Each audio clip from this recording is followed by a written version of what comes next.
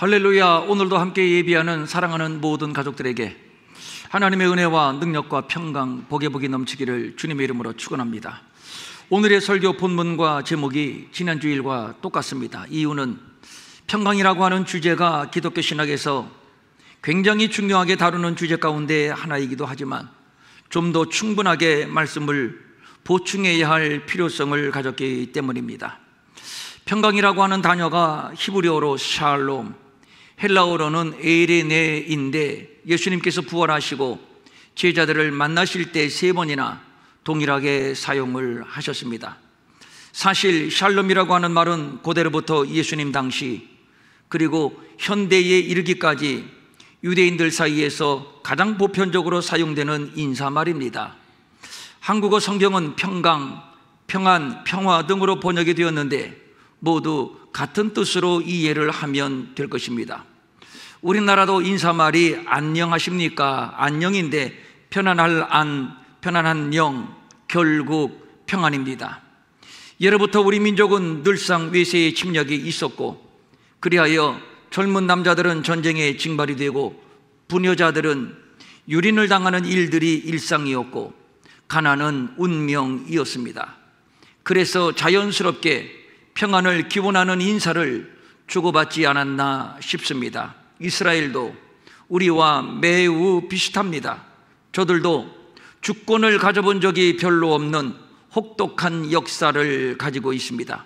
그래서 평화를 갈망했고 그래서 자연스럽게 샬롬이 인사가 된 것이죠.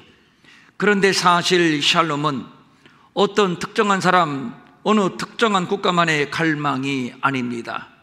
인류의 갈망입니다. 고대에서 현대에 이르기까지 가장 핵심적인 키워드가 바로 샬롬입니다. 인류 역사에 평화가 없었음을 반증하는 것이라 하겠습니다. 1차 대전, 2차 대전을 지나고 세계는 미국과 소련을 축으로 하는 냉전 시대가 구축되면서 전쟁과 반대되는 개념으로 평화를 논의하기 시작했고 또 빈부격차가 심해지고 가난과 질병에 시달리는 자들에 대한 관심이 증폭되면서 평화를 논의했고 여성이나 노동자, 어린이들이 착취당하는 현실에서 인권적 차원에서 평화를 논의했습니다. 그래서 20세기 이후의 기독교 신학의 가장 중심적인 담론은 역시 평화라고 할 수 있습니다. 특별히 대한민국이 그렇습니다. 일제 36년의 지배를 당했고 6.25의 참상과 분단 그리고 군부 장기 집권과 산업화 과정에서 분출되는 사회적인 첨예한 문제들, 이러한 현실에 대하여 성경은 무엇이라 답을 하는가를 탐구하게 되었고 결론은 역시 하나님의 평화입니다. 성경에 계시된 하나님의 이름 중에 하나가 여호와 샬롬이며 예수님을 평강의 왕이라고 계시하고 있습니다. 이는 한 아기가 우리에게 낳고 한 아들을 우리에게 주신 바 되었는데 평강의 왕이라 할 것입니다. 평안을 너희에게 끼치노니 곧 나의 평안을 너희에게 주노라. 내가 너희에게 주는 것은 세상이 주는 것과 같이 아니하니라. 너희는 마음에 근심하지도 말고 두려워하지도 말라. 여기에서 예수님은 나의 평안이라고 말씀하고 있습니다.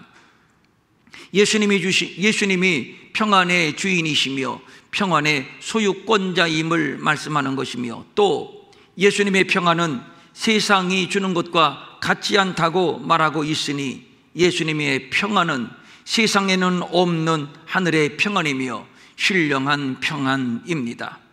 하나님이 처음 창조하신 세상은 하나님이 보시기에 심히 좋았던 세상이었습니다. 인간을 한자로 사람인 사이간 이렇게 해서 인간이라고 하는데 무엇과 무엇 사이에 존재한다는 뜻입니다.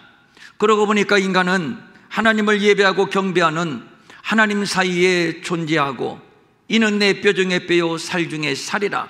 사람과 사람 사이에 사랑으로 존재하고 또 생육하고 번성하고 충만하고 정복하는 세상과 어울리는 존재로서의 피조물, 세상과 사이에서 존재하는 인간이라고 할 수 있습니다.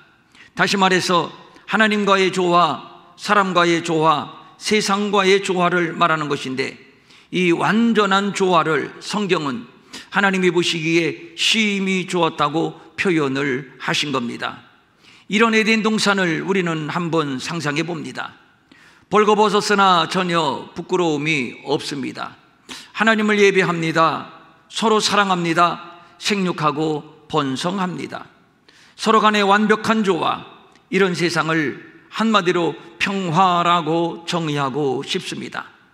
하나님이 애초에 설계하신 세상은 바로 평화의 세상이었으며, 하나님은 이런 세상에서 인간을 영원토록 살게 하셨습니다. 그런데 최초의 인간 아담과 하와가 범죄함으로 인해서 에덴에서 쫓겨났고 평화를 잃어버렸습니다. 이를 가인에게서 이렇게 확인하게 됩니다. 가인은 하나님이 원하시는 제사를 드리지 아니했습니다. 즉 제사의 파괴를 말하는 것이며, 이것은 하나님과의 관계의 파괴를 의미하는 겁니다. 그리하여 가인은 분노가 폭발하여 동생을 돌로 쳐 죽였는데, 이는 내면의 평화가 파괴되었다, 자아가 파괴되었다는 얘기요, 동생을 죽였으니 관계가 파괴되었다는 얘기입니다. 그리하여 그의 후손 람에게 하는 말 좀 들어보십시오. 나의 상처로 말미암아 내가 사람을 죽였어. 나의 상함으로 말미암아 소년을 죽였어. 우리의 조상 가인을 위하여는 벌이 7배일진데 이 라멕을 위해서는 벌이 77배일 것이야. 내가 77배로 갚아줄 것이야. 빼앗고 죽이는 정복과 살생의 역사가 시작이 됩니다. 하나님이 보시기에 심히 좋은 세상에 땅은 가시덤불과 엉겅퀴를 내고, 살기 위해서는 이마에 땀을 흘려야 하며 지배와 피지배의 불평등의 계급이 형성되고, 힘 있는 자에 의해서 전쟁과 착취가 그치지 않는, 그리하여 강자만 살아남고 강자만 지배하는 정글이 되어버리고 말았습니다. 이런 세상을 가리켜서 바울은 피조물이 다 이제까지 함께 탄식하며 함께 고통을 겪고 있다고, 이 세상의 타락한 세상의 본질을 그렇게 정리하여 설명을 하고 있습니다. 그렇습니다. 세상이 타락했습니다. 그리하여 탄식합니다. 이런 세상에 예수님이 오셨습니다. 평강으로 오셨습니다. 그리고 우리에게 평강을 주셨습니다. 너희에게 평강이 있을지어다. 나의 평안을 너희에게 주노라. 서론적으로 대략 살펴보았습니다만, 결국 평강이 깨지고 평강을 잃어버린 것은 바로 죄 때문입니다. 죄 때문에 죽음이 왔고, 두려움에서 자기를 지키기 위하여 돈을 벌고 힘을 키우고 착취하고 파괴를 자행하는 정글의 법칙으로 존재하는 세상이 되어버리고 말았습니다. 그래서 요즘 우리 사회에서 가장 많이 사용하는 말이 이것입니다. 힘이 있어야 평화를 지킨다 하여 더 강해지려고 더 강력한 무기를 개발합니다. 더 많이 죽이고 더 많이 빼앗기 위해서입니다. 참으로 아이러니합니다. 평화를 지키기 위하여 더 많이 죽이고 더 많이 파괴하는 역사의 모순, 이것이 바로 정글의 법칙이요, 이것이 바로 세상입니다. 이런 세상에 예수님이 평화를 가지고 오셨습니다. 그런데 우리에게 평화를 주시는 그 방법이 정글의 법칙과는 전혀 다릅니다. 로마의 나라를 빼앗기고 속국으로 살아가는 유대인들은 나라의 독립을 원했고, 그래서 예수님을 앞세워 민족적인 권리를 도모했습니다. 분위기는 완전히 무르익었는데, 그런데 예수님은 유대 백성들의 여망을 저버리고 십자가의 길로 가셨습니다. 예수님이 체포당하실 때 베드로가 칼을 빼어서 대제사장의 종의 귀를 잘랐는데, 이때 예수님이 하신 말씀이 이것이었습니다. 내 칼을 도로 칼집에 꽂으라. 칼을 가지는 자는 다 칼로 망하는 것이야. 너는 내가 내 아버지께 구하여 지금 12군단 더 되는 천사를 보내시게 할 수 없는 줄 아느냐? 만일 내가 그렇게 한다면 이런 일이 있으리라 한 성경이 어떻게 이루어지겠니? 칼을 쓰지 말라니요, 도로 칼집에 꽂으라니요. 칼이 아니면 무엇으로 로마를 몰아내고 무엇으로 나라를 되찾겠다는 말인가요? 무엇으로 잃어버린 자유와 평화를 되찾겠다는 말인가요? 12군단 더 되는 천사를 동원할 수만 있다면 그렇게 해야지요. 어떤 방법이든 동원해야지요. 지금 찬밥 더운밥 따질 때가 아닙니다. 그런데도 예수님은 그렇게 할 수 있음에도 그렇게 하지 않으시겠답니다. 이것은 뭔가요? 약자의 핑계인가요? 아니면 약자의 객기인가요? 그러면서 결정적으로 하시는 말씀이, 내가 만일 그렇게 하면 이런 일이 있으리라 한 성경이, 아버지의 뜻이 어떻게 이루어지겠는가? 그러니까 아버지의 방법은 칼을 빼드는 방법도 아니었고 12군단 더 되는 천사를 동원하는 방법도 아니었습니다. 바로 십자가였습니다. 이렇게 해서 예수님이 무기력하게 십자가의 처형을 당하셨고, 제자들은 두려워서 문을 꼭꼭 걸어 잠그고 숨어 있었던 것인데, 부활하신 예수님이 이 자리에 나타나셔서 2번 말씀하십니다.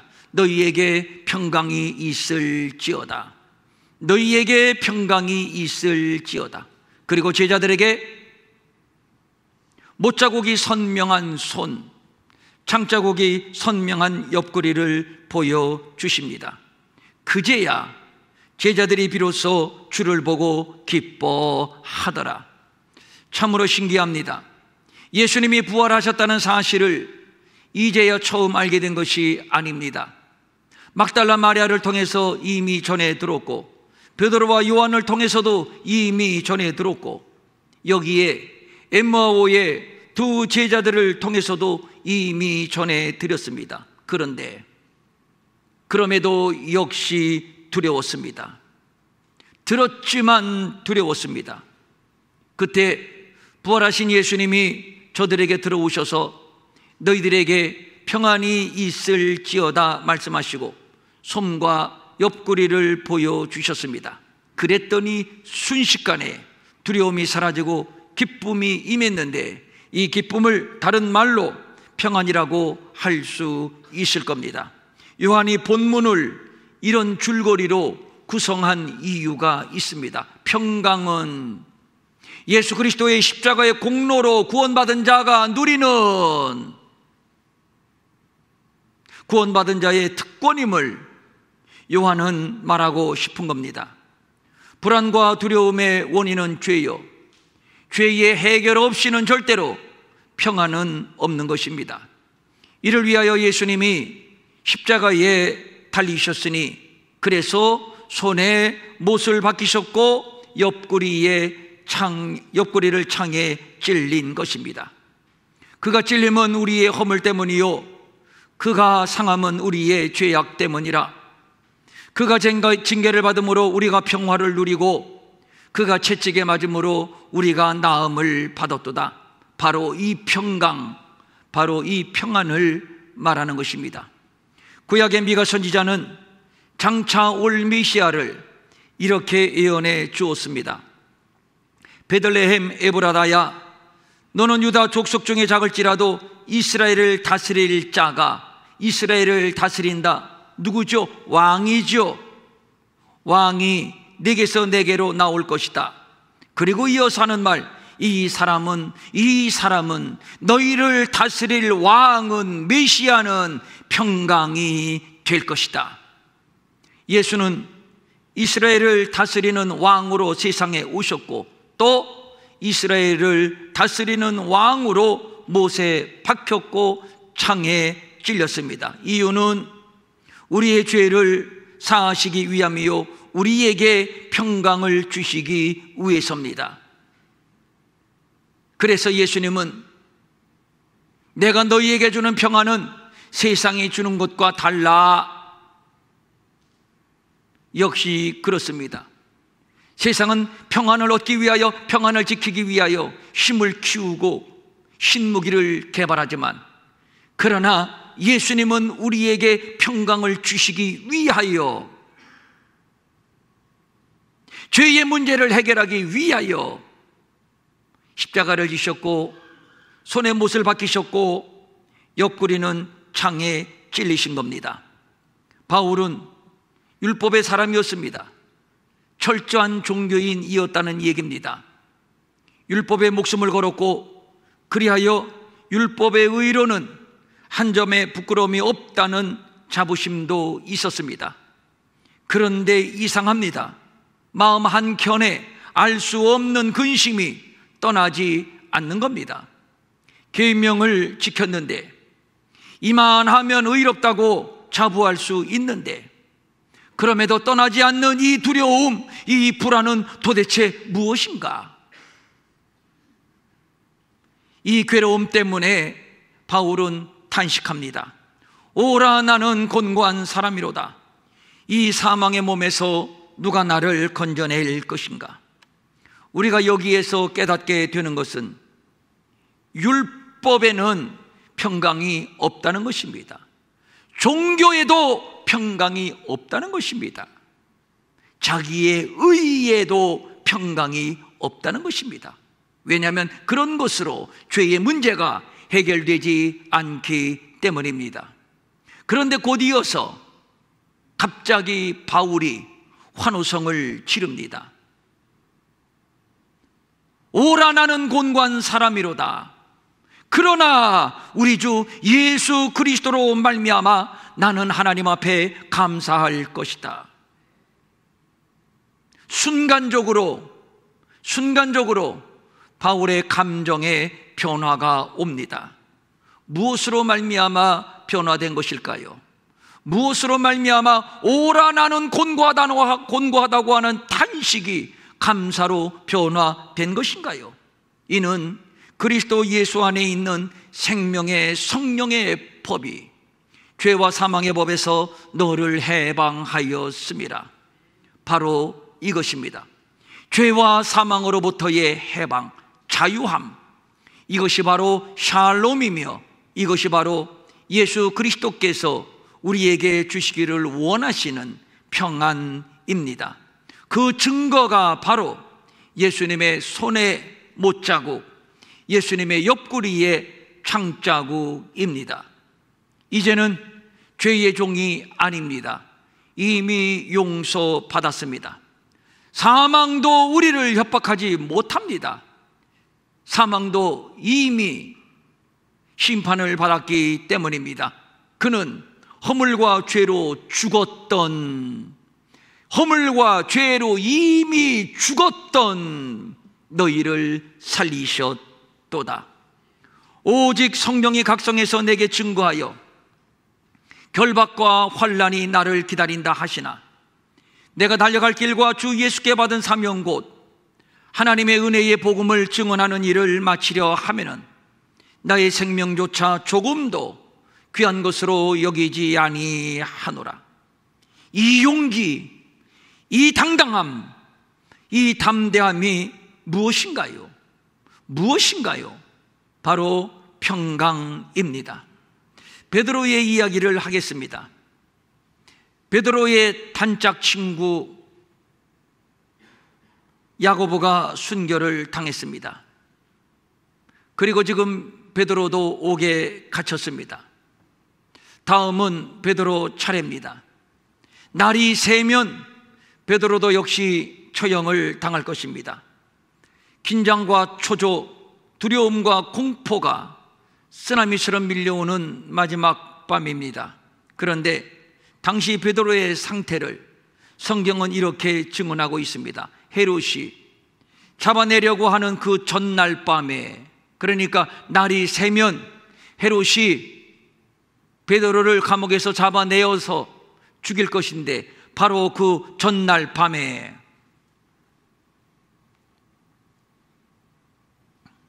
베드로가 두 군인 틈에서 두 쇠사슬에 매여 누워 자는데, 그리고 파수꾼이 문 밖에서 옥을 지켰다. 베드로는 두 쇠사슬에 매였습니다.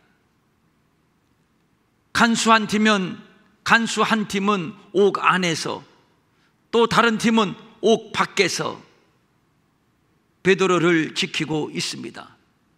모르긴 해도 성경이 야고보를 칼로 죽였다고 했으니 10중 8구 베드로도 그렇게 죽일 것입니다. 그런데 신기한 것은 이런 상황에서 베드로가 잠을 잡니다. 잠이 옵니까? 그런데 베드로는 잠을 잤습니다. 얼마나 깊은 잠에 빠졌는지 천사가 들어와 베드로의 옆구리를 쳐서 깨울 정도였습니다. 평안의 극치를 누렸다는 얘기입니다. 참으로 놀라운 일이죠. 어떻게 이런 일이 가능했을까요? 먼저 베드로는 하나님을 의지했습니다. 로마의 병사들이 감옥을 지키고 있지만 하나님이 살리시면 살게 될 것입니다. 예수님의 부활에서 충분히 입증이 되었고 또 충분히 학습이 되었습니다. 예수님의 시신을 무덤에 안치하고 돌문을 인봉해 버렸습니다. 로마의 병사들이 철통같이 무덤을 지키고 있었습니다. 그럼에도 예수님은 부활하셨습니다.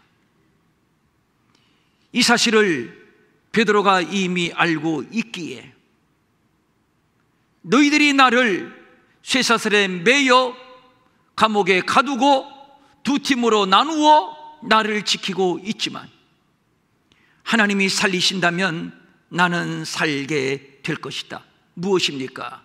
평안입니다. 여호와는 나의 목자시니 내게 부족함이 없으리로다. 부족함이 없다. 이게 뭡니까? 평안입니다. 왜요? 여호와가 나의 목자가 되시기 때문에. 내가 사망의 음침한 골짜기를 다닐지라도 나는 해받음을 두려워하지 않는다. 왜요? 이것이 무엇인가요? 평안입니다. 왜요? 여호와가 나의 목자가 되시기 때문에. 바로 하나님을 믿는 믿음이 우리에게 평안을 주는 겁니다. 두 번째, 베드로의 평안은 이것입니다. 죽으면 어떻습니까? 죽음이 전혀 두렵지 않습니다.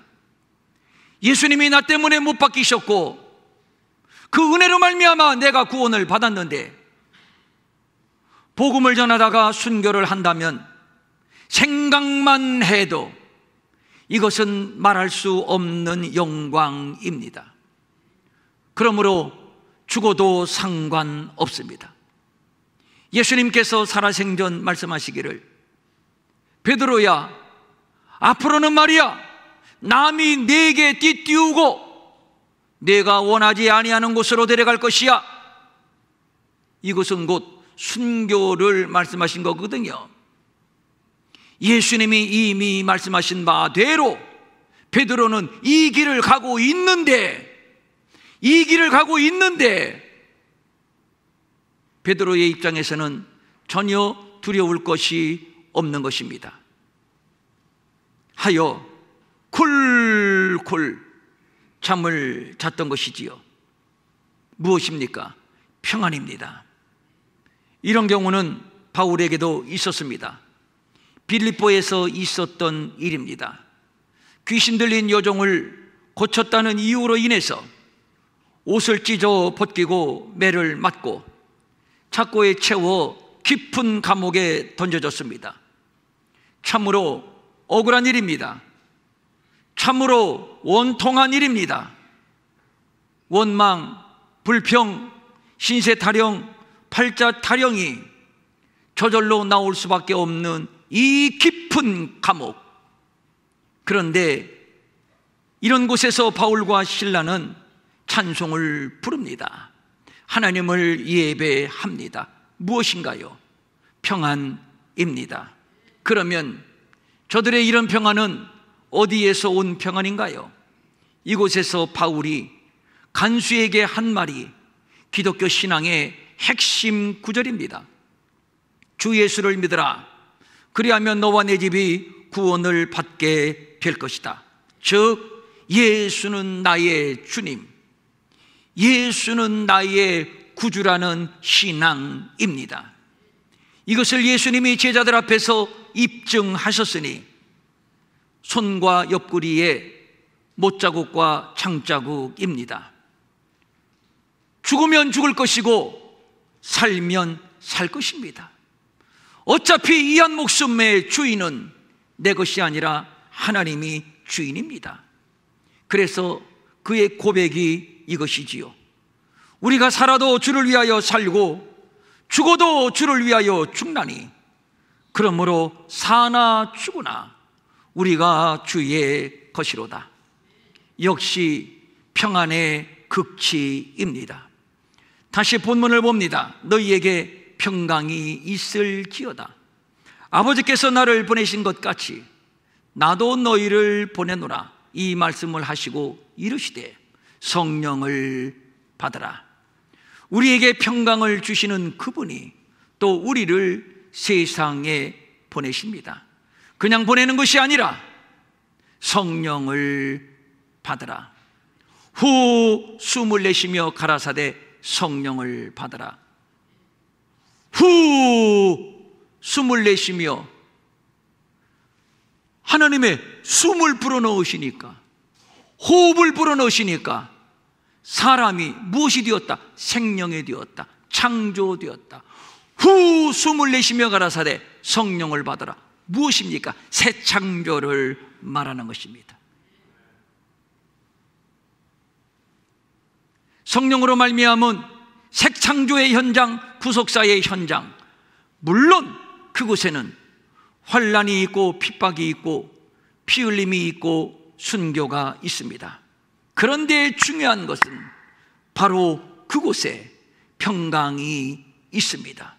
바로 그곳에 십자가의 능력, 보혈의 능력이 역사하기 때문이요, 성령이 역사하는 현장이기 때문입니다. 그래서 베드로는 감옥에서 잠을 잘 수가 있었고, 그래서 바울은 감옥에서도 찬송할 수가 있었던 것입니다. 그 감옥에서도 평안의 극치를 누릴 수가 있었던 것입니다. 지금 중동의 정세가 심상치 않습니다. 이미 도화선에 불은 붙여졌고 카운트다운에 들어간 것만 같습니다. 세계가 초긴장 가운데 이스라엘, 중동을 응시하고 있습니다. 결국 그곳에서 일어나는 전쟁으로 인해서 세계는 종말을 고하게 될 것이며 예수님이 재림하시게 될 겁니다. 덩달아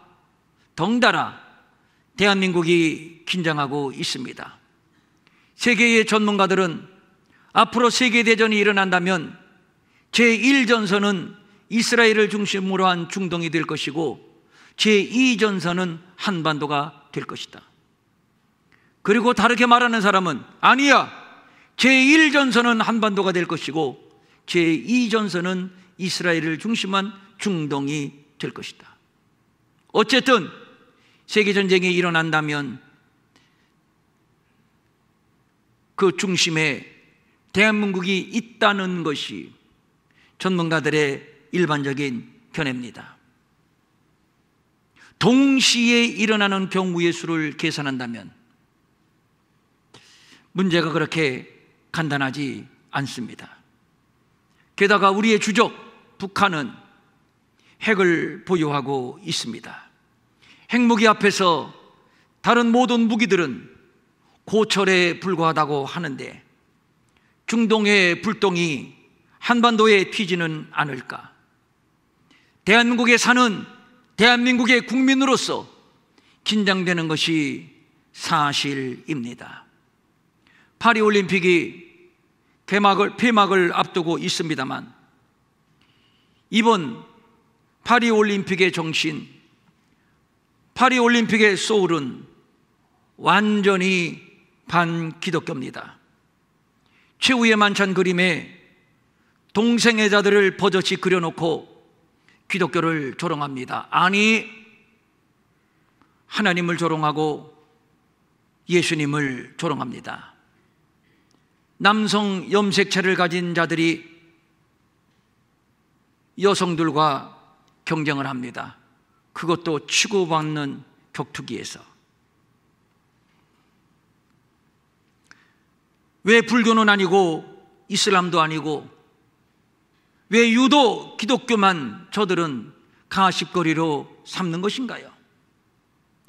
젠더의 문제가 돌풍이 되고 태풍이 되고 쓰나미가 되어서 지금 세계를 삼키고 있습니다.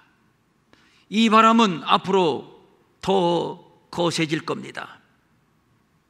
저들의 표적은 기독교입니다. 정면으로 하나님을 대적하고 정면으로 교회를 대적하고 있습니다. 창조 질서를 파괴하고 교회를 해체하려 들 것입니다. 이렇게 하는 이유는 하나입니다. 하나님의 보좌에서 하나님을 끌어내리고 그 하나님의 보좌에 인간 우리가 앉겠다고 하는 야망입니다. 다시 말해서 우리가 하나님이 되자는 것, 완전히 바벨탑의 정신이요 바벨탑의 영성입니다. 싸움은 이미 시작이 되었습니다. 아니라고 나태하게 복이나 받자, 더 큰 교회당을 짓자, 여전히 세속주의, 여전히 기복주의에 매몰되어서 넋놓고 있을 때가 아닙니다. 기독교를 쓰러뜨리려고 이 기독교의 밑동에 톱질을 하기 시작했습니다. 도끼질을 하기 시작했습니다. 이미 절반쯤 잘렸는가요? 아니, 3분의 2쯤 잘렸는가요? 잘릴 만큼 잘려서 교회가 흔들거리고 있습니다.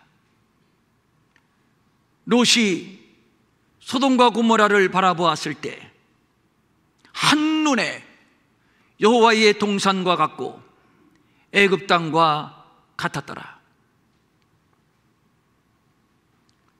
올림픽 개막식에 세계가 찬사를 보내고 있습니다. 최고 예술의 나라에서 최고의 예술을 창조했다. 최고의 예술의 나라에서 최고의 예술을 창조했다. 그 정신, 그 영성을 파고 들어가 보니 반기독교, 반성경, 하나님을 대적하는 문화, 하나님을 대적하는 예술, 하나님을 대적하는 과학이 그 위형을 뽐내면서 지금 정면으로 한판 붙자고 선언을 한 것입니다. 저들의 공개적인 선언에 세계가 박수를 보내며 열광하고 있습니다. 그러나 하나님의 진단은 분명합니다. 소돔 사람은 여호와 앞에 악하며 큰 죄인이었더라. 아무리 과학을 자랑하고 문화와 예술을 포장하여 자신들의 실력과 위엄을 뽐내지만, 하나님의 자리에 앉아 보겠다고 객기를 부리지만, 결국에는 소돔과 고모라가 심판받아 무너졌듯이 세상은 그렇게 되고야 말 것입니다. 지금의 세상이 꼭 심판받기 직전에 소돔과 고모라와 같습니다. 심판의 전주곡이 이미 들려오기 시작을 했습니다. 안 들리나요? 솔직히 저는 목사지만 두렵습니다. 앞으로 우리의 자녀들이 살아갈 세상이 정말 염려스럽고 정말 두렵습니다. 이런 때에 우리 주님이 말씀합니다. 너희에게 평강이 있을지어다. 이것만 말씀하신 것이 아니라 이어서 또 하시는 말씀, 아버지께서 나를 보내신 것 같이 나도 너희를 보내노라. 어떻게 이렇게 악한 세상, 이렇게 음란한 세상, 이렇게 사나운 세상에 우리가 가서 무엇을 할 수 있다고, 어떻게 무슨 방법으로 세상을 변화시킬 수 있다고, 도저히 이것은 불가능. 그런데 주님이 이어서 또 말씀합니다. 성령을 받으라.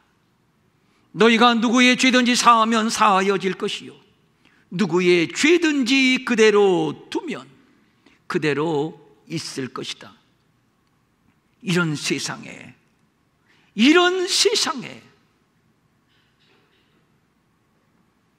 우리는 보냄을 받았습니다. 복음을 전하라고 말입니다. 예수는 우리의 죄를 사하고 구원하기 위하여 못을 박히고 창에 찔리신 우리의 구주시라고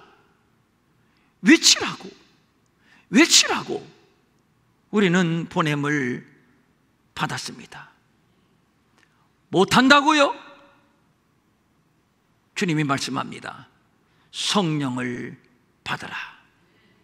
성령님이 도우실 것을 약속하셨습니다.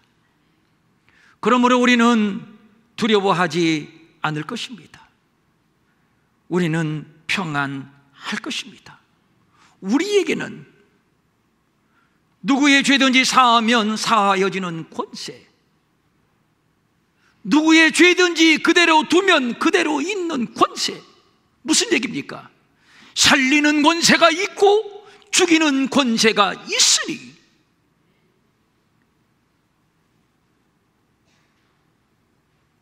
그러므로 누가 우리를 대적할 수 있겠습니까? 그러므로 교회는 무너지지 않습니다. 그러므로 교회는 절대로 망하지 않습니다. 우리는 평안할 수 있습니다. 결국 하나님의 뜻이 이루어질 것입니다. 앞으로 세상은 더욱 요동할 것입니다. 더 살벌해질 것입니다. 그러나 복음은 우리를 평안하게 합니다. 그래서 성경은 복음을 평안의 복음이라고 말하고 있는 것이지요. 결국 복음이 방황하는 인생들을 위로하고, 결국 복음이 방황하는 인생들을 구원할 것입니다. 그래서 복음은 모든 믿는 자를 구원하는 하나님의 능력이 되는 것입니다. 그러므로 우리는 두려워하지 않을 것입니다. 하나님의 이름이 여호와 샬롬이요, 예수 그리스도가 평강의 왕이시요, 복음 또한 평안의 복음이요, 뿐만 아니라 성령도 성령도 평강의 영이십니다. 그러므로 우리는 두려워하지 않습니다. 꼬꾸라지지도 않습니다. 평안할 수 있습니다. 아버지께서 오늘도 일하시니 우리도 일할 뿐입니다. 너희가 누구의 죄든지 사하면 사하여 질 것이요, 너희들이 누구를 살리고자 하면 그를 살리게 될 것이요. 할렐루야. 누구의 죄든지 그대로 두면 그대로 있으리라.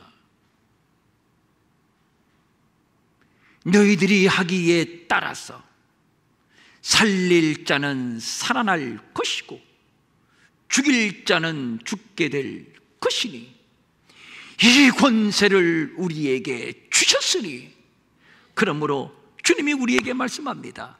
사랑하는 평천일회교회 성도들아, 안심하라. 나니 두려워하지 말라. 너희에게 평강이 있을지어다. 아버지께서 나를 보내신 것 같이 나도 너희를 보내노라. 할 수 없다고 하지 마라. 너희가 누구의 죄든지 사하면 사하여질 것이고 누구의 죄든지 그대로 두면 그대로 있을 것이야. 성령을 너희에게 보내었으니 성령께서 역사하사 너희들은 큰 역사를 이룰 것이야. 그래서 우리 교회는 다음 주 월요일에 또 스리랑카로 갑니다. 스리랑카로 보냄을 받아서 스리랑카에 가서 하나님이 구원하기로 작정된 영혼들을 찾아서 구원할 것이며 그들에게 평안의 복음을 전할 것이며 그 땅의 영혼을 위로할 것이며 그 땅을 살려낼 것입니다. 하나님의 교회 가신 일 하나님이 이루실 줄로 믿으며 우리를 써주시는 하나님 앞에 감사와 영광을 올려드립니다. 사랑하는 평천일의 교회야, 너희는 두려워하지 말라. 너희에게 평강이 있을지어다. 아멘. 일어나셔서 찬송 445장 445장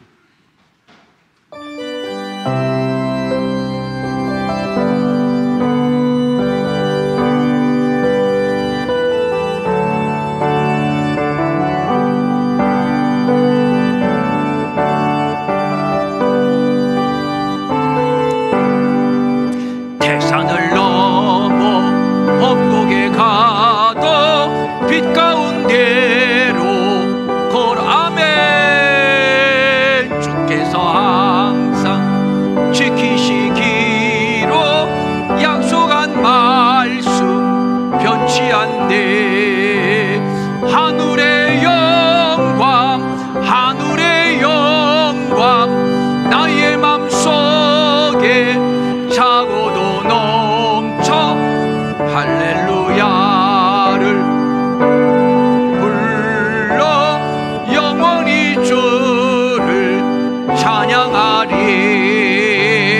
캄캄한 밤에 다닐지라도 주께서 나의 길 되시고 나에게 밝은 빛이 되시니 길 잃어버릴 염려 없네.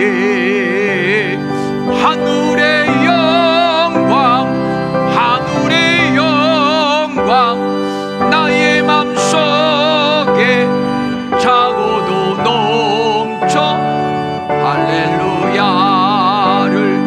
힘차게 불러 영원히 주를 찬양하리. 광명한 그빛 마음에 받아 찬란한 천국 바라보고 할렐루야를 힘차게 불러 날마다 빛에 걸어가리.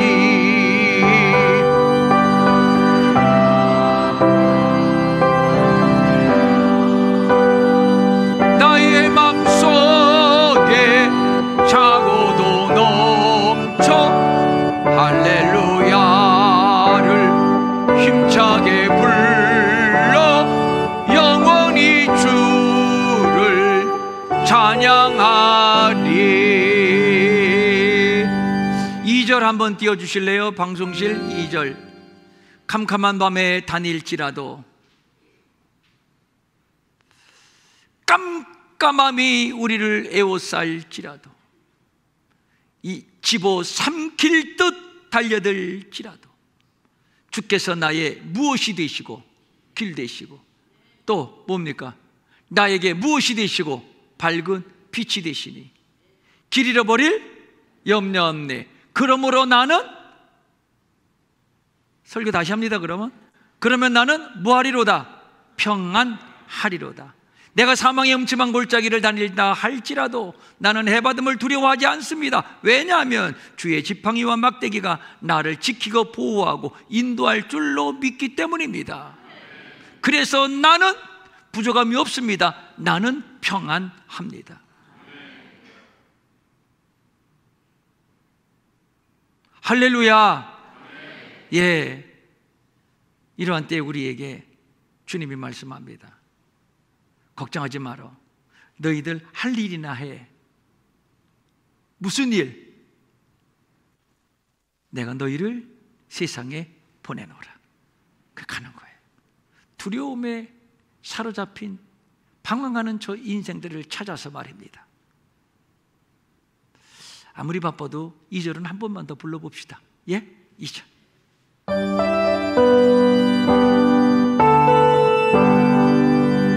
캄캄한 밤에 다닐지라도 주께서 나의 길 되시고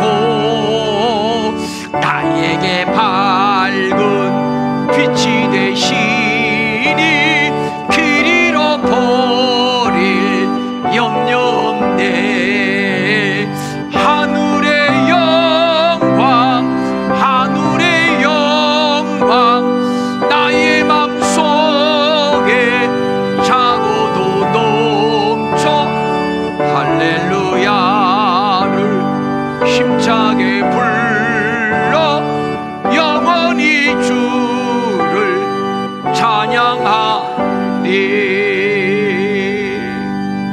가슴에 손대고 눈을 감으시고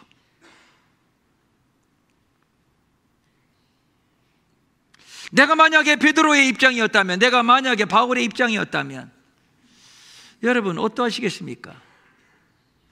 베드로처럼 잠을 잘 수가 있었겠습니까? 아니면 바울처럼 찬송할 수가 있었겠습니까? 아니 뭐 그 정도는 아니라 하더라도 오늘 내 삶이 조금 힘겹다고 평안을 잃어버리고 감사를 잃어버리고 하나님이 나를 버리셨나? 예수 믿어도 소용이 없네.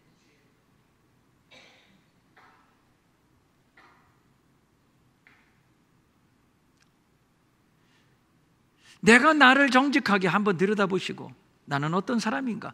진정 나는 주 안에서 평안을 누리고 있는 사람인가? 한번 스스로 확인해 보시기 바랍니다. 자, 아멘으로 받으세요. 제가 말씀합니다. 대언합니다. 평천일의교회 성도들아, 걱정하지 마라. 걱정하지 마라. 세상이 두 쪽 나도 걱정하지 마라.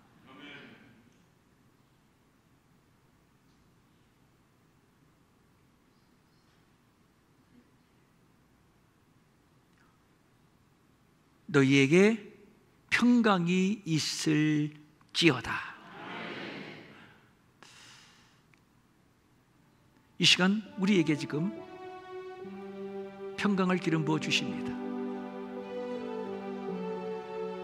우리의 가정에 평강을 기름 부어 주십니다.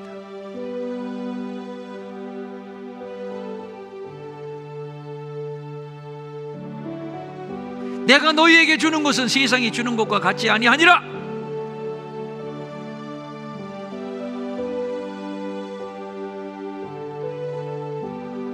세상이 줄 수 없는 평강, 세상에는 없는 평강, 하나님의 평강, 하늘의 평강, 십자가를 통해서 주님이 못을 박히고 주님이 창에 찔림을 통해서 우리에게 약속하신 이 하늘의 평강,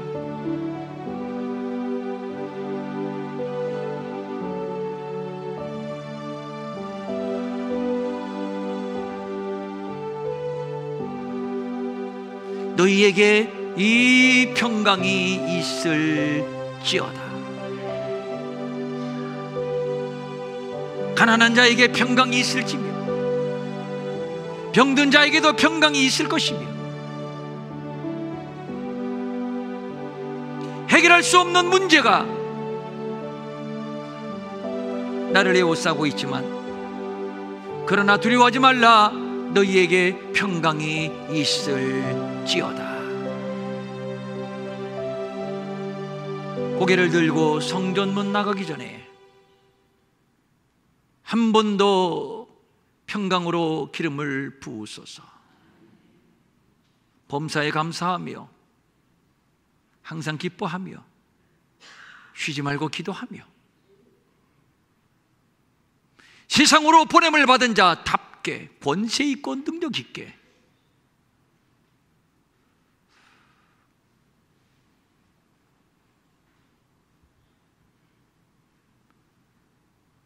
살릴 자를 살리게 하옵소서.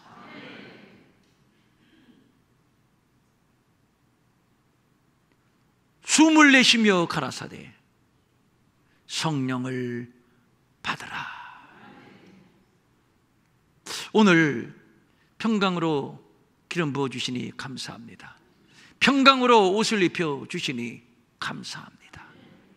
세상이 흔들리고 세상이 어둡고 살벌하지만 그러나 우리는 평안할 수 있습니다. 주님이 우리에게 평안을 주셨기 때문입니다. 이 평강 잃어버리지 말고 이 평강을 마음껏 누리며 한 주간도 승리하게 하여 주시옵소서. 간절한 소원을 담아서 주일헌금, 주정헌금, 11조, 감사헌금, 선교헌금, 구제헌금, 장학헌금 각종 예물을 주님 앞에 올리옵나니 이 예물 받아주시되 너희에게 평강이 있을지어다. 평강으로 기름을 부으시고 아직도 우리 안에 슬픔과 답답함과 우울함, 절망감에서 헤어나지 못하는 자들이 있습니까? 이 시간 한 번 더 만져주시옵소서. 한 번 더 만져주시옵소서. 봐, 내 손을 봐. 너 때문에 너를 위하여 박힌 못자국이야. 자, 내 옆구리를 봐. 너 때문에 찔린 창자국이야.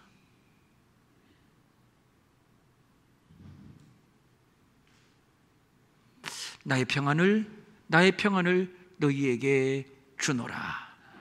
나의 평안을 너희에게 주노라.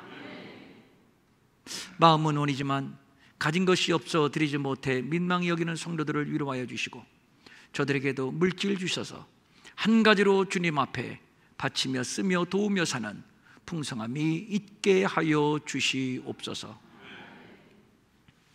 이제는 우리 주 예수 그리스도의 은혜와 하나님 아버지의 무한하신 사랑과 성령님의 감화 감동하시고 위로하시고 안위하시고 능력 주시고 형통케 하심에 평안을 안고 돌아가는 모든 성도들 머리 위에 영원히 함께 하옵시기를 간절히 축원하옵나이다. 아멘.